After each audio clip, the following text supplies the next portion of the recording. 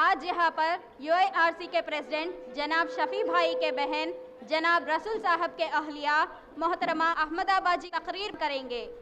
मैं अहमदाबाद जी का मुख्तसर सा तारुफ करना चाहती हूँ। अहमदाबाद जी दीगर मजहब के किताबों से इल्म हासिल करके है। अहमदाबाद जी गैर मुस्लिमीन को अच्छे अंदाज में तेलुगु में दीन की दावत देते हैं। Ahmedabad G diploma in Islamic course में तारीख़ कुरान, तारीख़ हदीस, उमूर गैब, सीरतुन नबी सल्लल्लाहु अलैहि वसल्लम और दावत इल्लल्लाह के बारे में अच्छे अंदाज में तेलुगु में टीचिंग करते हैं। और अहमदाबाद जी ये डिप्लोमा इन इस्लामिक स्टडीज़ के क्लासेस मरहूम जनाब अजीज़ साहब के घर में चल रहे हैं और ये डिप्लोमा बैच के स्टूडेंट्स की ट्रेनिंग सनत नगर के रहने वाले जनाब दाऊद बेग साहब के मकान के सेकंड फ्लोर में UIRC के ऑफिस में चल रही है और ये क्लासेस के लिए कोई फ़ीस नहीं लिया जाएगा। और ये डिप्लोमा इन इस्लामिक कोर्स के क्लासेस तेलुगु में भी पढ़ाए जाते हैं और ये क्लासेस हर जुमे के दिन सुबह 10 बजे से लेकर 1 बजे तक चल रहे हैं। अब कामयाब ख़वातीन कौन है के तकरीर के लिए अहमदाबाद जी को माइक पे दावत सुगंध देती हूँ। बिस्मिल्लाहिर्रहमानिर्रहीम। या अय्युहल्लज़ीना आमनुत्तकुल्लाह हक़्क़ तुक़ातिही वला तमूतुन्ना इल्ला व अंतुम मुस्लिमून।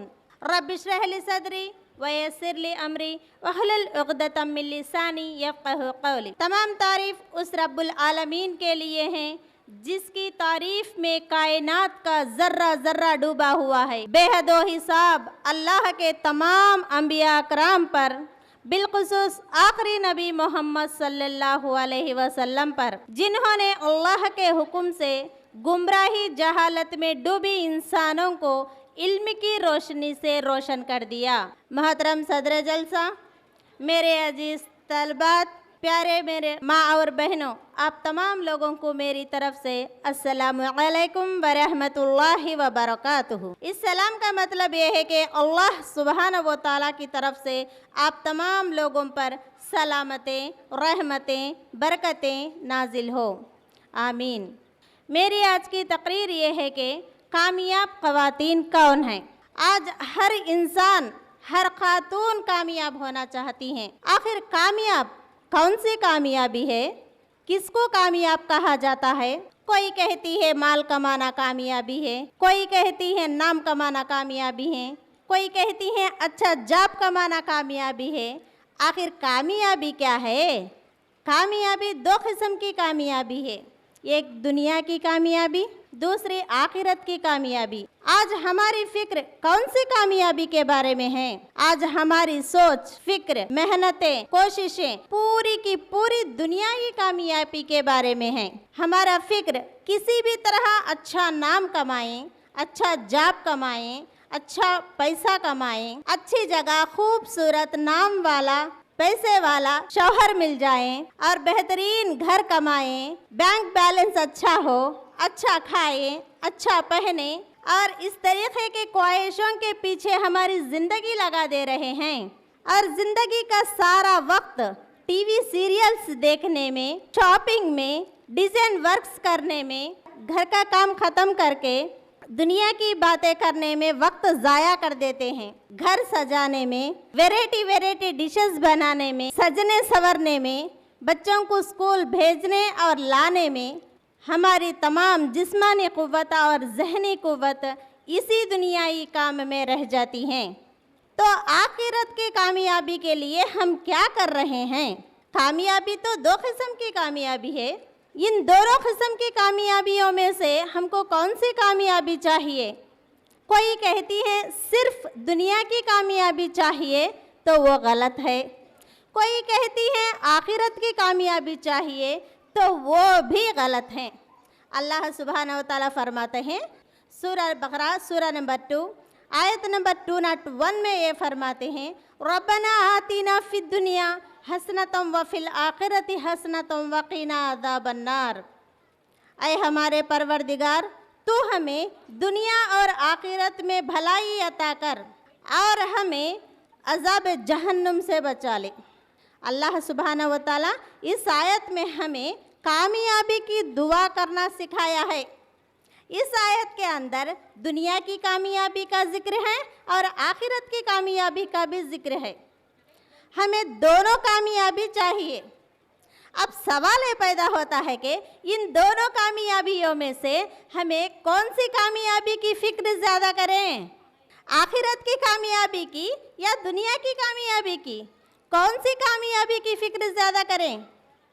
इसके जवाब के लिए उस हदीस को याद कीजिए मोहम्मद सल्लल्लाहु अलैहि वसल्लम की। समुंदर में उंगली डुबाकर निकालने पर जितना पानी उंगली के साथ आता है उसके बराबर दुनिया की जिंदगी है, और जितना पानी समुंदर में बच के रह जाता है उसके बराबर आखिरत की जिंदगी है।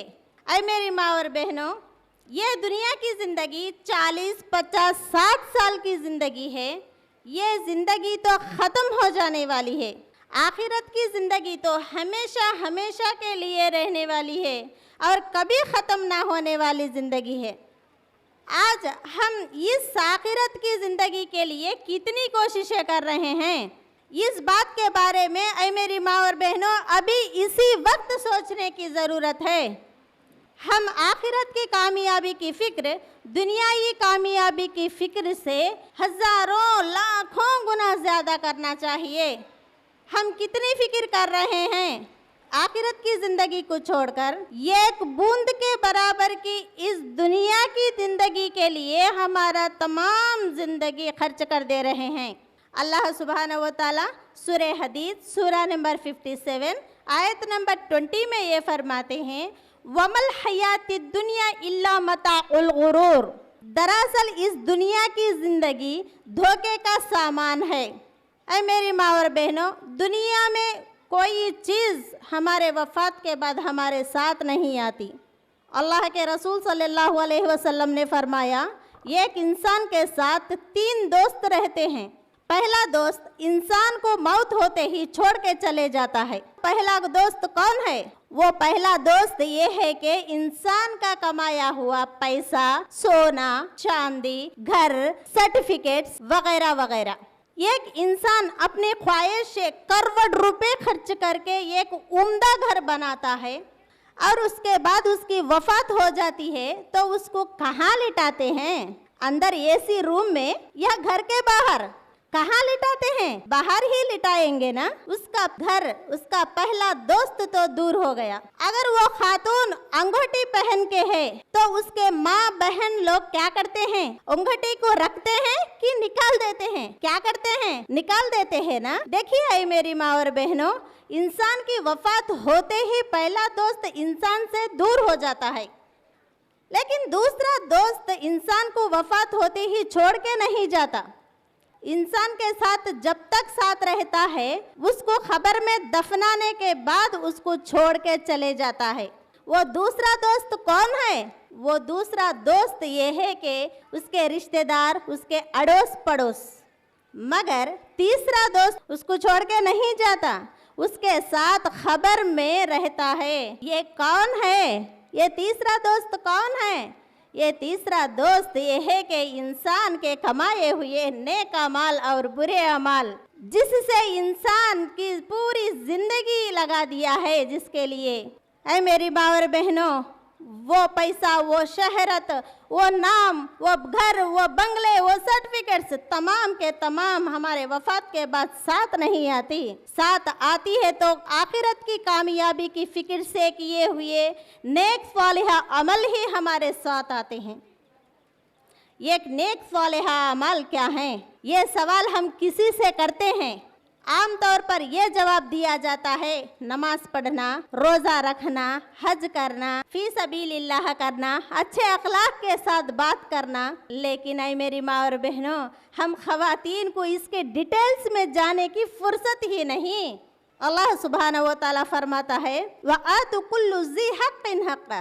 तुम्हारे ऊपर जितने भी हुकूक हैं तुम उनको अदा करो। अल्लाह सुब्हानहू व तआला ने हम इंसानों पर कितने हुकूक रखे हैं? अल्लाह ताला हम इंसानों पर 2 किस्म के हुकूक रखे हैं, एक अल्लाह के हुकूक, दूसरे बंदों के हुकूक। ये अल्लाह के हुकूक़ क्या हैं, ये बंदों के हुकूक़ क्या हैं, ये वालिदैन के हुकूक़ क्या हैं, ये शौहर औलाद के हुकूक़ क्या हैं और पड़ोसियों के हुकूक़ क्या हैं। नेक सालिहा अमाल के लिए हम लोगों को ये तमाम हुकूक़ों को अदा करना बहुत ज़रूरी है। जब हम लोग कामयाब होने के लिए इन तमाम हुकूक़ों को जानकर अमल करना चाहिए। ये अमल करने के लिए हम तमाम लोगों को दीनी इल्म बहुत ज़रूरी है। एक इंसान को जीने के लिए खाने पाने की जितनी ज़रूरत है, एक इंसान कामयाब होने के लिए दीनी इल्म की भी उतनी ही ज़रूरत है। जब तक दीनी इल्म नहीं होगा तब तक ना अल्लाह के हुकूक़ को पहचानेगी ना बंदों के हुकूक़ को पहचानेगी। हम लोग इन तमाम हुकूक़ों को अदा ना करेंगे तो हम कामयाब नहीं होंगे। हम ख़वातीन कामयाब होने के लिए किन बातों का ख्याल रखना चाहिए? अल्लाह सुब्हानहू व तआला सूरह अहज़ाब के अंदर मुसलमान ख़वातीन के लिए कुछ सिफ़ात बताए हैं। वो सिफ़ात जिनके अंदर भी पाए जाते हैं उनके लिए अल्लाह रब्बुल इज़्ज़त ने मग़फ़िरत और बड़ा सवाब तैयार करके रखा है। अल्लाह सुब्हानहू व तआला ने सूरह अहज़ाब सूरा नंबर 33 आयत नंबर 35 में फरमाते हैं, इन्नल मुस्लिमीन वल मुस्लिमात वल मुमिनीन वल मुमिनात वल कानितीन वल कानितात वस्सादिकीन वस्सादिकात वस्साबिरीन वस्साबिरात वल खाशियीन वल खाशियात वल मुतसद्दिकीन वल मुतसद्दिकात वस्साइमीन वस्साइमात वल हाफिज़ीन फुरूजहुम वल हाफिज़ात वज़्ज़ाकिरीन अल्लाह कसीरन वज़्ज़ाकिरात वअद्दल्लाहु लहुम मग़फ़िरतन व अजरन अज़ीमा। अल्लाह सुब्हानहू व तआला इस आयत के अंदर 10 सिफ़ात बयान किए हैं। ये 10 सिफ़ात ये है कि बेशक मुसलमान मर्द और औरतें, मोमिन मर्द और औरतें, फमा बरदारी करने वाले मर्द और औरतें और रास्तबाज मर्द और औरतें, सब्र करने वाले मर्द और औरतें, आजिज़ी करने वाले मर्द और औरतें, खैरात करने वाले मर्द और औरतें, रोज़ा रखने वाले मर्द और औरतें और अपनी शर्मगाह की हिफाजत करने वाले मर्द और औरतें और बकसरत अल्लाह सुब्हानहू व तआला की ज़िक्र इलाही करने वाले मर्द और औरतें, इन तमाम सिफ़ात जिसके अंदर भी पाए जाते हैं उनके लिए अल्लाह रब्बुल इज़्ज़त ने मग़फ़िरत और बड़ा सवाब तैयार करके रखा है। हम इन तमाम सिफ़ातों के अंदर हमारा जायज़ा लिया जाए तो हमारी इताअत, हमारा खुशू, हमारा सब्र, हमारा रोज़ा, हमारा हया, हमारा सदक़ा किस हद तक है। हम कामयाब होने के लिए इन तमाम को अमल में लाना ज़रूरी है। ऐ मेरी माँ और बहनों, हम कामयाब ख़वातून होने के लिए किस अंदाज़े में आखिरत की फ़िक्र करना चाहिए, ज़रा गौर करें। उम्महातुल मोमिनीन खदीजतुल कुबरा रज़ियल्लाहु ताला अन्हा कुरैश ख़ानदान की सरदार, उस दौर में खातून आलम की सरदार थी। ये जलीलुल क़द्र साहबी ने सबसे पहले इस्लाम कबूल की जब लोगों ने आप सल्लल्लाहु अलैहि वसल्लम को इनकार किया था। उसने सबसे पहले तस्दीक की जब लोगों ने अल्लाह के रसूल सल्लल्लाहु अलैहि वसल्लम को झुठलाया था। अल्लाह के रसूल सल्लल्लाहु अलैहि वसल्लम के ऊपर सबसे पहले वही नाजिल हुई थी। उस वक्त अल्लाह के रसूल सल्लल्लाहु अलैहि वसल्लम खौफ खा रहे थे। उस वक्त धीरज दिलाने वाली, तसल्ली दिलाने वाली खातून थी। इस खातून ने सबसे पहले माल से मदद की जब लोगों ने अल्लाह के रसूल सल्लल्लाहु अलैहि वसल्लम को महरूम किया था। अल्लाह सुब्हानहू व तआला ने नबी करीम सल्लल्लाहु अलैहि वसल्लम के पास खदीजतुल कुबरा रज़ी अल्लाह ताला अन्हा के लिए जिब्राईल अमीन के ज़रिए से सलाम भेजा था।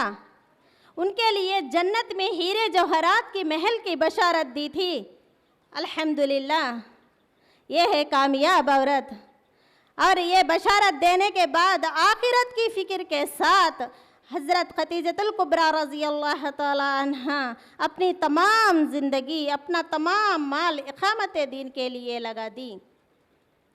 आज हमारी फ़िक्र, आज हमें इक़ामत दीन के लिए कितना खर्च कर रहे हैं, आज कितने इक़ामत दीन के लिए हम लोग कितनी मदद कर रहे हैं। हम दीन में आगे बढ़ने वालों को कितना मदद कर रहे हैं।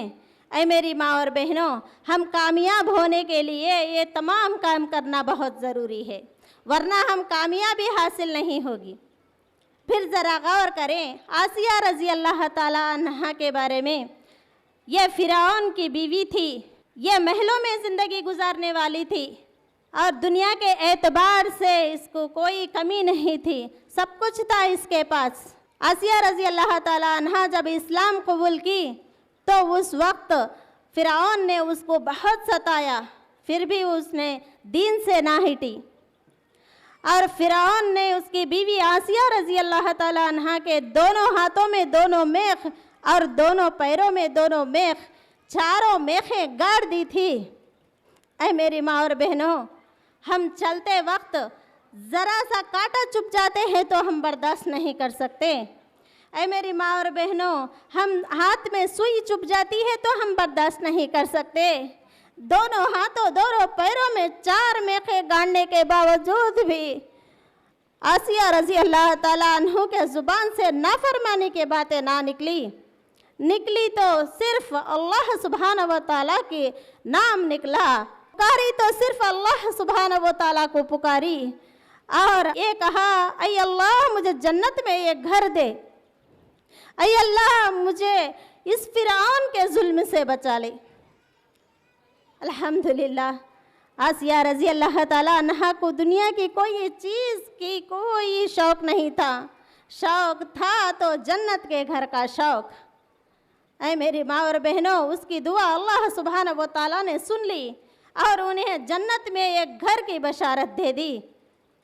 ऐ मेरी माँ और बहनों, हमें ज़रा मुसीबत आ जाती है तो और हमारे किसी के घर में बीमारी से परेशान हो रहे हों और किसी के घर में औलाद ना होने की वजह से परेशान हो रहे हों और किसी के घर में अपने बेटे को नौकरी ना मिलने पर परेशान हो रहे हों और किसी के घर में बेटी की शादी ना होने पर परेशान हो रहे हों और ये छोटी छोटी परेशानियों के वक्त सब्र करने के बजाय सब कुछ देने वाले उस रब्बुल इज़्ज़त को छोड़कर, ऐ मेरी माँ और बहनों, हम मुसलमान के कहलाने वाले दूसरों के पास जाकर मन्नतें मांग रहे हैं। बीबी आसिया रज़ी अल्लाह ताला अन्हा इतनी सख्त तरीन सज़ा झेलने के बावजूद भी अपने दीन से ना हटी। हम छोटी छोटी मुसीबतें आ जाती हैं तो हम मुसलमान के घराने में पैदा होने वाले हम खातून दूसरों के दीन को अपना रहे हैं, फिर कैसे कामयाब होंगे।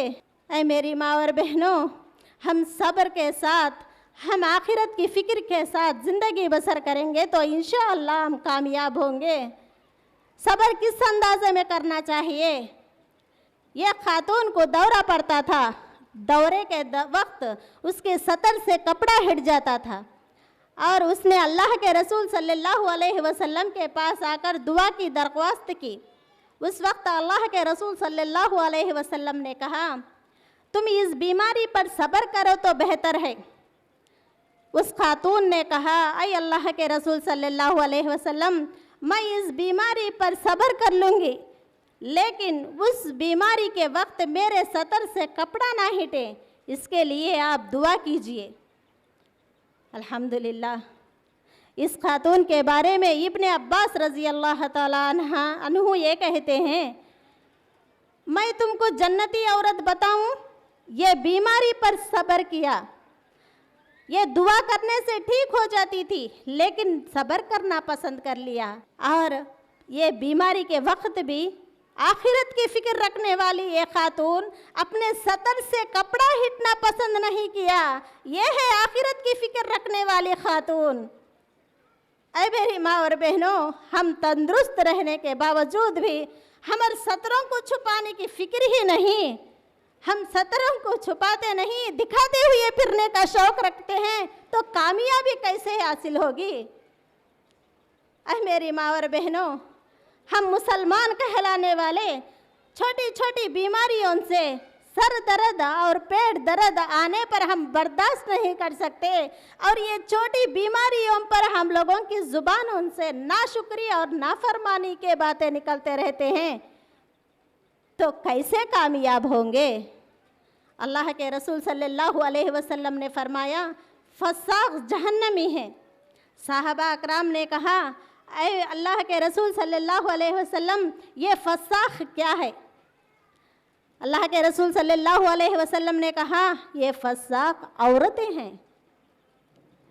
एक साहबी ने अर्ज किया, ऐ अल्लाह के रसूल सल्लल्लाहु अलैहि वसल्लम, हमारी माँ बहनें, हमारी बेटियाँ कैसे फसाक हैं?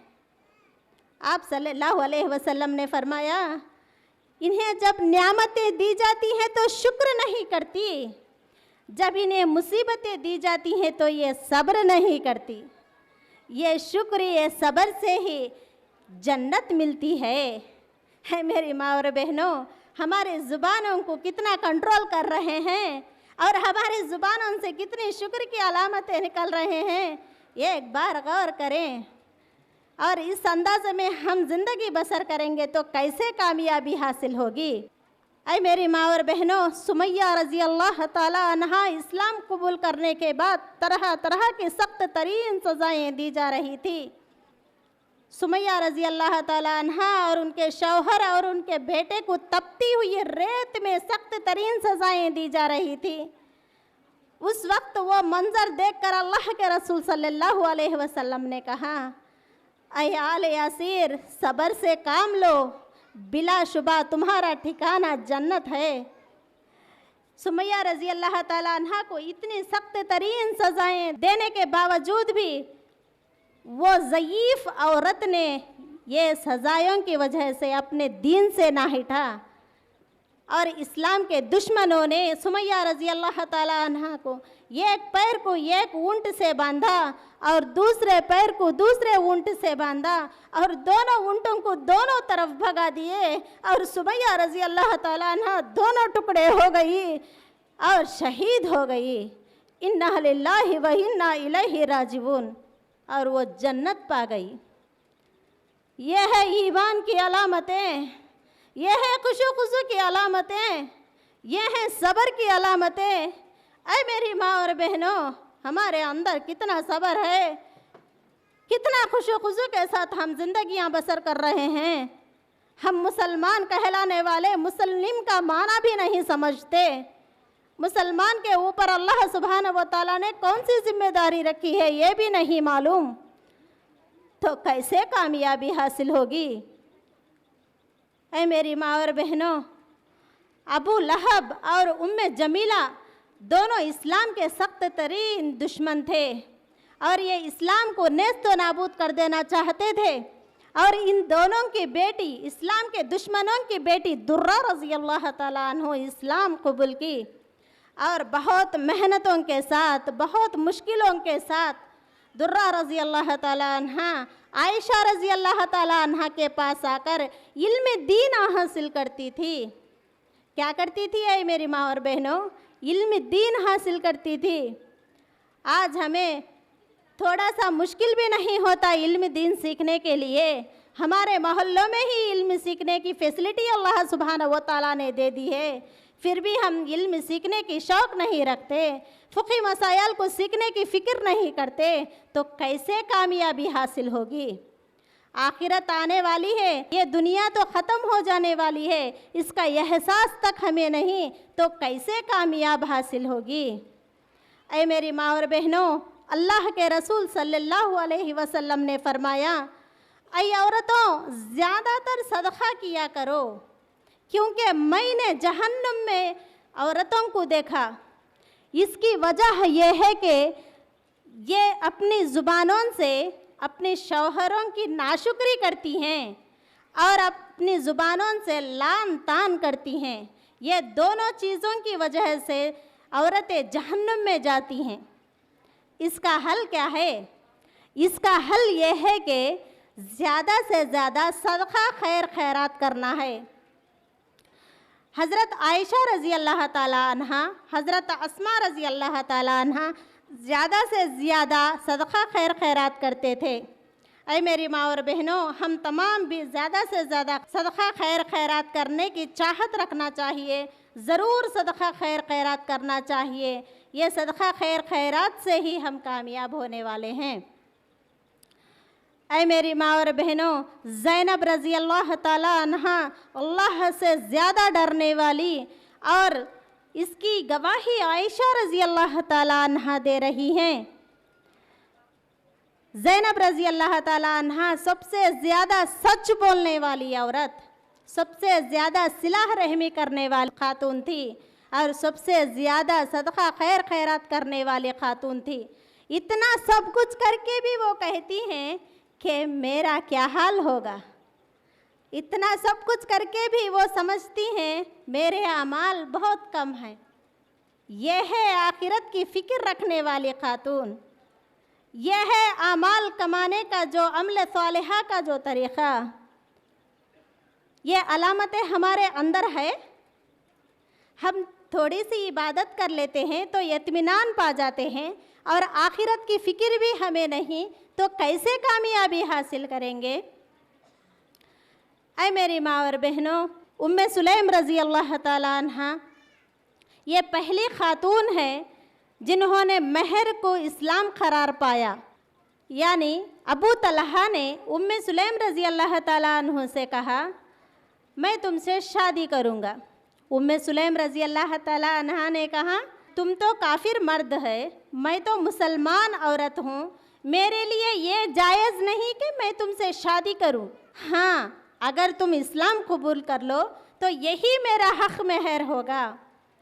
मुस्लिम शरीफ की हदीस से हमें ये मालूम होता है कि उम्मे सुलैम रज़ी अल्लाह ताला अन्हा जंगों में शरीक हुआ करती थी, और मुजाहिदों को पानी पिलाया करती थी, और ज़ख्मियों को मरहम पट्टी किया करती थी। उम्मे सुलैम रज़ी अल्लाह ताला अन्हा अल्लाह के रसूल सल्लल्लाहु अलैहि वसल्लम के साथ जंगे हुनैना में शामिल हो गई। किस लिए? अज्र सवाब हासिल करने के लिए। उस वक्त एक खंजर को अपने कमर के साथ बांधा, और उस वक्त वो हामिला थी। उम्मे सुलैम रज़ी अल्लाह ताला अन्हा हामिला होने के बावजूद जंग में शरीक हुई। किस लिए? अज्र सवाब हासिल करने के लिए। मेरी माँ और बहनों, अबू तलहा रज़ी अल्लाह ताला अन्हु ने कहा, ऐ अल्लाह के रसूल सल्लल्लाहु अलैहि वसल्लम, इसके पास खंजर है। उम्मे सुलैम रज़ी अल्लाह ताला अन्हु ने कहा, ऐ अल्लाह के रसूल सल्लल्लाहु अलैहि वसल्लम, मेरे सामने जब दुश्मन आ जाते हैं तो मैं इस खंजर से उसका पेट फाड़ डालूंगी। उनका जज्बे को देखकर अल्लाह के रसूल सल्लल्लाहु अलैहि वसल्लम ने हंस पड़े। उम्मे सुलैम रज़ी अल्लाह ताला अन्हा को 10 बच्चे थे, 10 के 10 हाफिज़े कुरान थे।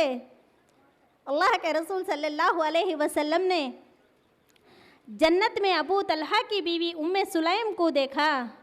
अल्हम्दुलिल्लाह, ये कामयाब हो गई।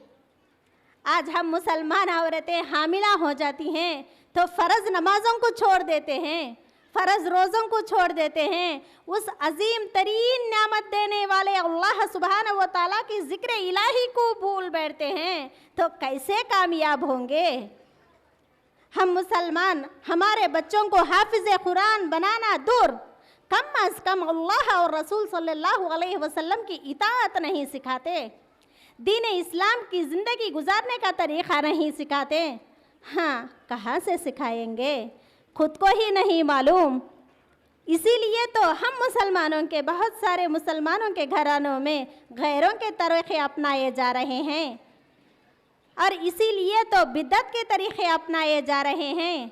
यह सब इसलिए हो रहा है कि कुरान और हदीस को ना मालूम करने की वजह से ये तमाम बिदअतें, ये तमाम जो चीज़ें हम मुसलमानों के घरानों में आ गए हैं। ऐ मेरी माँ और बहनों, इस अंदाज़े में ज़िंदगी बसर करेंगे तो कैसे कामयाब हासिल होंगे। हज़रत हसना रज़ी अल्लाह ताला अन्हा अपने 4 बेटों को जंग में भेजा और ख़ुद भी जंग में शरीक हो गई, और उस वक्त एक के बाद एक 4 बेटों की शहादत की खबर मिली तो हज़रत हसना रज़ी अल्लाह ताला अन्हा सब्र की और अल्लाह सुब्हानहू व तआला का शुक्र अदा की। ऐ अल्लाह, जिसकी वजह से, उनकी शहादत की वजह से तूने मुझे सरफराज फरमाया। कैसे वालिदा थी, किस अंदाज़े में अपने बच्चों की परवरिश की। अफसोस, हम मुसलमानों को परवरिश का मतलब ही नहीं मालूम हो रहा है। हम मुसलमान परवरिश का मतलब जानकर बच्चों को दूध पिलाना ही नहीं, बच्चों को इंग्लिश लैंग्वेज बात करना सिखाना ही नहीं, बच्चों को उम्दा उम्दा लिबास पहनाना ही नहीं, अपने काबिलियत पर ही अपने हज़ारों रुपये कमाना सिखाना ही नहीं, बल्कि उसके साथ साथ तरबियत सबसे आला और ऊंची चीज़ है। इस तरबियत के ज़रिए से ही अपने बच्चे बड़े होकर मनचाही ज़िंदगी के बजाय रबचाही ज़िंदगी गुजार सकते हैं और इस दुनिया को आखिरत की खेती जानकर इस दुनिया से कम और आखिरत से ज़्यादा मोहब्बत करते हैं और इस दुनिया के ज़रिए से आखिरत का तोशा ज़्यादा से ज़्यादा तैयार कर लेते हैं। ऐसे वालिदा और ऐसे औलाद ही कामयाब होने वाले हैं। अफसोस हम मुसलमान ख़वातीन कहलाने वाले परवरिश का मतलब ही नहीं जानते तो कैसे कामयाब हासिल करेंगे। ऐ मेरी माँ और बहनों, साहबा अकराम रज़ी अल्लाह ताला अन्हुम के अमल को देखकर अल्लाह सुब्हानहू व तआला ने ये ऐलान कर दिया कि रज़ी अल्लाहु अन्हु व रज़ा अन्हा। अल्लाह सुब्हानहू व तआला उनसे पूरी तरह राज़ी हो गया, वो अल्लाह सुब्हानहू व तआला से पूरी तरह राज़ी हो गए। वो आखिरत की कामयाबी के लिए अपनी जानों को लुटा दिए। आज हम दुनिया की कामयाबी के लिए अपने जानों को बचाने की फ़िक्र में पड़ गए। वो आखिरत की कामयाबी की फ़िक्र में अपने मालों को लुटा दिए। आज हम अपनी मालों को कमाने के पीछे पड़ गए हैं। ऐ मेरी माँ और बहनों, इंशाअल्लाह हम भी कामयाब होंगे, लेकिन आखिरत की कामयाबी के साथ ज़िंदगी बसर करेंगे तो हम भी कामयाब होंगे। अल्लाह सुब्हानहू व तआला ये फरमाते हैं, वमन ज़हज़िहा अनिन नारि व उदख़िलल जन्नत फ़क़द फ़ाज़। जो आग से बचा लिया गया वो जन्नत में दाखिल हो गया। फ़क़द फ़ाज़, बस वो हकीकत में कामयाब हो गया। मैं सबसे पहले जो तिलावत की थी उस आयत को साथ मैं अपनी बात को ख़त्म करूँगी। सूरा नंबर 3 आयत नंबर 102 में अल्लाह सुब्हानहू व तआला ये फरमाते हैं, या अय्युहल्लज़ीना आमनुत्तक़ुल्लाह हक़्क़ तुक़ातिही वला तमूतुन्ना इल्ला व अंतुम मुस्लिमून। ऐ ईमान वालो, अल्लाह से इतना डरो जितना अल्लाह से डरना चाहिए और मुसलमान होकर ही मरना। मरो तो मुसलमान होकर ही मरना। रब्बना आतिना फिद दुनिया हसनतुम व फिल आखिरति हसनतुम व क़िना अज़ाबन्नार। आमीन।